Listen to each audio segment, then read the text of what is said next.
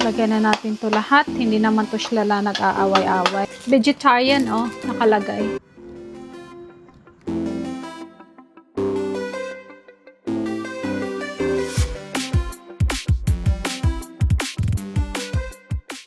So, ito na yung lahat, guys. Favorite namin to, guys.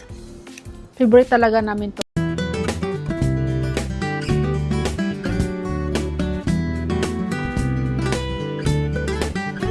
Hi guys, naisipan kong gumawa ng binangkal. So, yung binangkal guys is, I think, Bisaya yata yun. Bisaya ba yung binangkal? I think, yeah, Bisaya ba yun? Pag meron bang binangkal sa Tagalog, siguro alam ko binangkal is Bisaya yun eh. Yung ano ba guys, yung bilog na maraming sesame seeds. So, yung ano niyan, yung recipe niyan, ano lang, all-purpose flour, oil, gano'n naman talaga no, pag mga bread, all-purpose flour, sesame seeds, oil, baking soda and baking powder, evaporated milk or fresh milk. So, yun yung gagamitin natin. So, matagal ko nang hindi kumain ng or hindi nakagawa ng binangkal guys. So, ngayon, yun yung gagawin natin at i-prepare na natin yung ano, yung mga sangkap. Okay, so ito yung mga sangkap natin. Meron tayong flour, meron tayong baking soda, meron tayong milk, vanilla, and then brown sugar, sesame seeds, and then baking soda.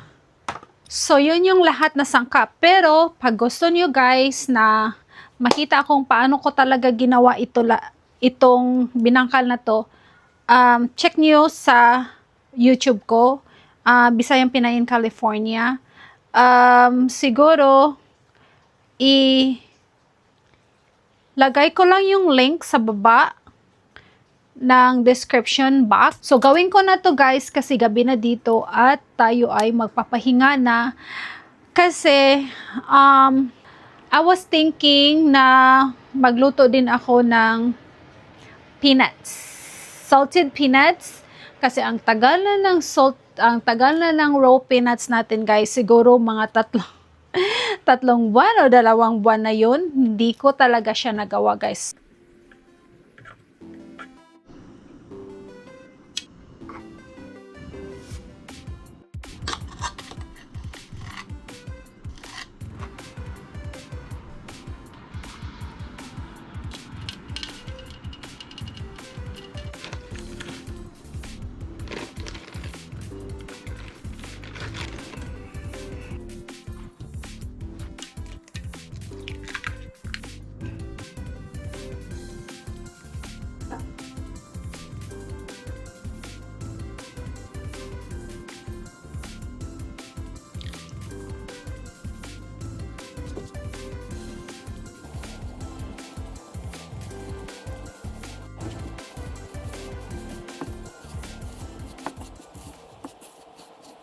So, ito na yun guys. And then, gawin ko na lang to siya ng, anuhin ko na lang to.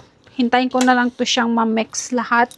And then, magawa na tayo ng mga bilog-bilog. So, ipares lang natin siya ng mga, siguro, 15 minutes. Ayan na guys, oh, nilipat ko na lang siya dito kasi maliit lang naman to, no? Hindi ko alam kung ilang piraso tong magawa natin.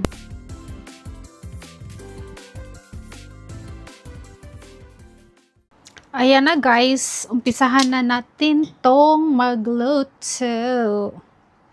Maliit lang siya. So low flame lang kasi baka masunog kaagad yung sesame seeds. Ayan, ito ay luto na. Yan guys, luto na yata tong iba. Si Mr. gusto niya ng brown. Brown na brown. Masarap yung brown na brown guys, diba?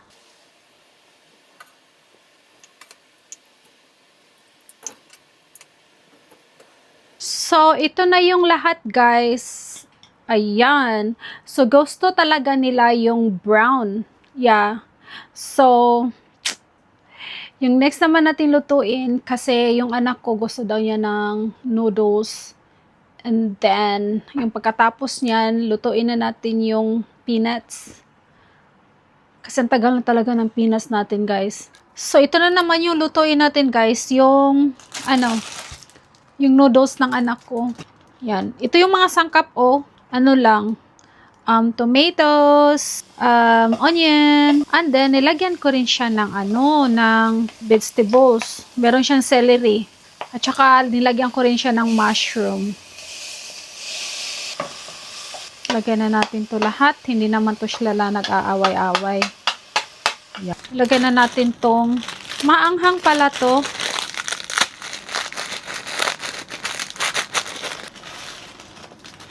Top ramen with chili. Ano siya? Vegetarian, nakalagay. Vegetarian. Hindi kasi siya pwedeng, yung ibang klaseng noodles. Kasi, merong seasoning yun na merong flavor. May beef, chicken, 'di ba? So, ayaw niya. Kasi vegetarian siya. Pero, pwede siya na may itlog. Hindi ko na siya lagyan ng salt. Tsaka hindi ko na lagyan na ng cayenne kasi maanghang na pala to. Lagyan ko na lang siya ng garlic powder kasi yung kanina walang garlic yun. Ano lang yun, onion. Drop pa natin siya ng egg, 2 itlog. Para meron siyang protein. Ayan. And then lagyan natin siya ng spinach. So, siya nang mag-mix nito pag kumain na siya. Ayan. Lagyan natin ng black pepper. Ground black pepper. Takpan lang natin, guys. At saka mahinang apoy. So, next naman, yung lutuin natin ay mani. Kasi yung mani, matagal na yun.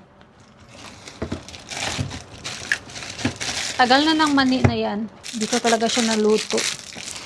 Kasi nagluto tayo kanina ng binangkal. So, gamitin din natin yung oil ng binangkal. Ayan, ito na guys, So, siya nang bahala itong itlog. Kasi, i-ano niya yan i-mix niya yan pag ready na siyang kumain. Kasi yan, tulog siya guys. Tulog. Ayan. Ito na yung mani na lutuin natin guys. Mainit na yata tong mainit na tong. Ayan, mainit na yung mantika. Ito matagal na to. Hindi ko siya naluto. Favorite ko talaga tong mani, guys.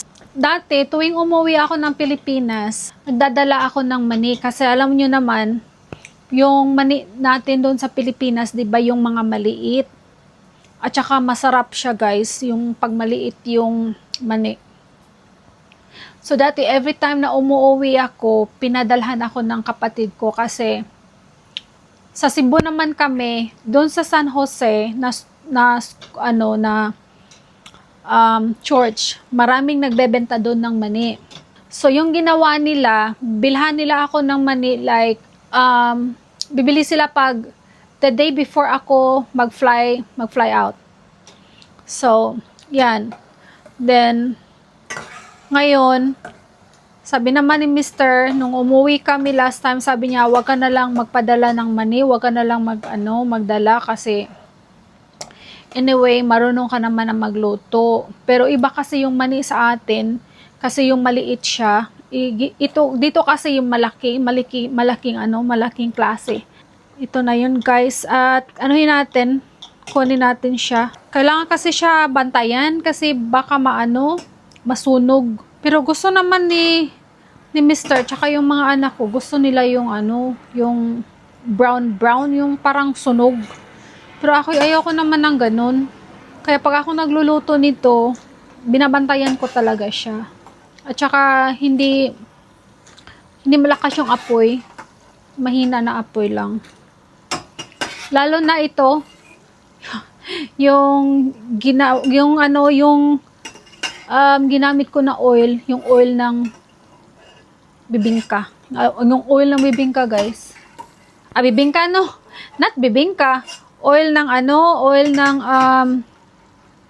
ano ba to? Kalimutan ko na. Ano na kasi ako? Naantok na. Oil ng binangkal. There you go. So, meron siyang sesame seeds. Hindi ko na siya tinanggal. Kasi hindi naman sila mag-aaway-away, di ba guys? So, damihan ko na siyang luto. Kasi, maigi na marami pa tayong oil. At saka, itong ano guys, itong ano, garlic. Mamaya ko na to siya lutuin pag ano na, pag pang last na. Kasi masunog yan eh. So, dagdagan pa natin. Para ilagay na natin siya sa jar. Kasi matagal na to eh.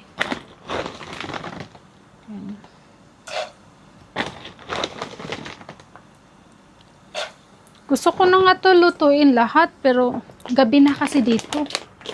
So guys, ito na yung naluto natin today. So ito na yung binangkal. And then ito yung mani. And then yung sabaw ng anak ko. Naluto na rin natin yon. So, mainit pa tong mani guys. So, mamaya ako na to siya lagyan ng asin. At saka itong binangkal is ano lang, bite size. At saka napaka ano niya, napaka crunchy.